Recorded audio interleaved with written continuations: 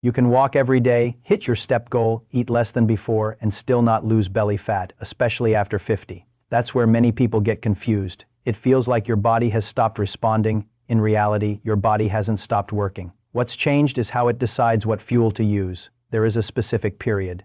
In the morning, right after you wake up, when your body is more likely to use stored fat for energy. If you use that window correctly, your walk can contribute to fat loss. If you don't, the same walk will mostly burn the food you just ate. In this video, I'll explain what's happening inside your body, why timing matters, how long to walk, how hard to walk, is it safe to walk on an empty stomach, and the one common morning habit that cancels.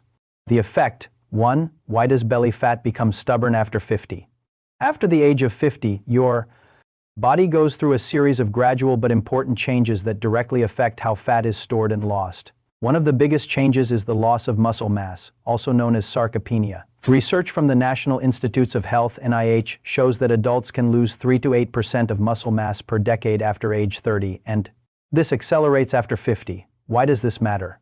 Because muscle is metabolically active tissue. It helps your body burn energy even when you're resting. As muscle decreases, your baseline calorie burn drops, making it easier to gain fat and harder to lose it. At the same time, your body often becomes less sensitive to insulin. This is supported by research from the American Diabetes Association, which shows that insulin resistance tends to increase with age, especially in people who are less active. When insulin resistance increases, 1. Your body holds on to glucose longer. 2. More of that energy gets stored as fat. 3. And a large portion of that fat is stored around the abdomen. This is why many people notice that weight gain after 50 tends to settle around the belly. There's also the role of cortisol, your stress hormone. Studies from institutions like Harvard Medical School have shown that chronically elevated cortisol levels are associated with increased abdominal fat. When stress is constant, whether from poor sleep, lifestyle pressure, or even over-exercising, your body is more likely to store fat around vital organs as a protective mechanism. So when you look at belly fat after 50, you're not just looking at calories. You're looking at a combination of reduced muscle mass, lower insulin sensitivity, increased stress signaling,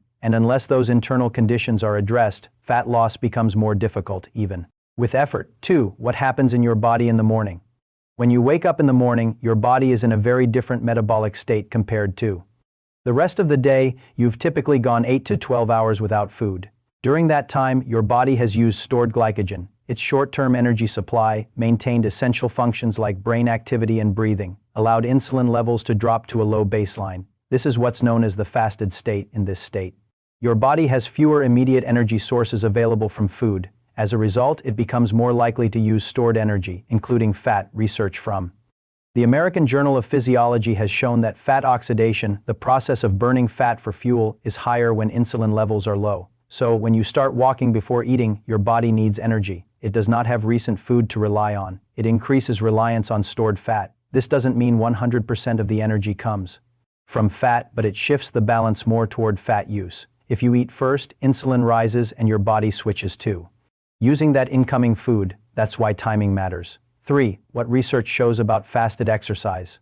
There's been growing interest in fasted exercise, particularly for fat metabolism. In addition to the British Journal of Nutrition study, research from US institutions and sports science departments has shown similar findings. Fasted exercise can increase fat oxidation during the activity. It may improve metabolic flexibility over time, your ability to switch between fuel sources. However, it's important to understand what this means and what it does not mean fasted exercise is a magic solution. It means under the right conditions, your body is more likely to use stored fat during the activity itself. For older adults, especially those who prefer walking over high-intensity exercise, this becomes a practical advantage. Walking is sustainable, it's low impact, and when timed correctly, it can support fat use without excessive strain on the body. 4. The common morning mistake that blocks results. A very common habit among older adults is having something small before leaving the house. This might include coffee with sugar or flavored creamer, a small snack for energy, juice, or a light breakfast. From a comfort standpoint, this makes sense, but metabolically, it changes the situation.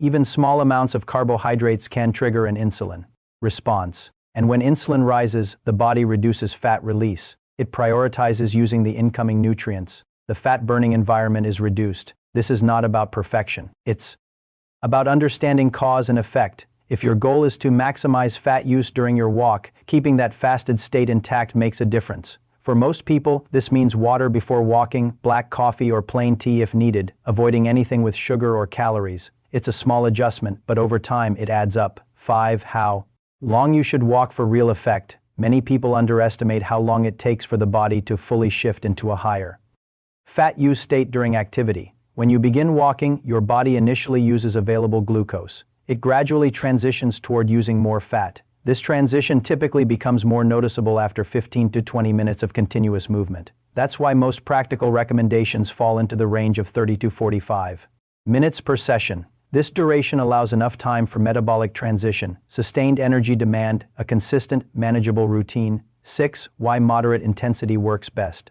High-intensity exercise can be effective in certain contexts, but it is not always ideal, especially in a fasted state. When intensity becomes too high, the body increases stress hormone output. Cortisol rises more sharply. The body may rely more on quick energy pathways. Research from organizations like the American College of Sports Medicine, ACSM, supports the use of moderate intensity activity for sustainable fat metabolism. A simple way to measure this, the talk test. You can speak in short sentences. You feel slightly challenged, but not overwhelmed. This level of effort uses oxygen efficiently, supports fat utilization, reduces risk of injury, is easier to repeat consistently. For long-term results, consistency is more important than intensity. Clears throat. 7. Hydration and caffeine, practical factors. Hydration is often overlooked. After a full night of sleep, the body is mildly dehydrated. Even small levels of dehydration can affect circulation, energy levels, metabolic processes. Drinking water before walking helps your body function more efficiently.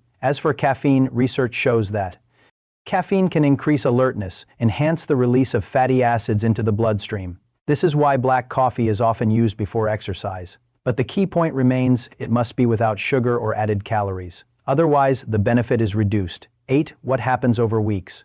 One of the biggest reasons people stop is unrealistic expectations. Fat loss does not happen in a few days, but it does follow a pattern when the routine is consistent. Weeks 1 to 2.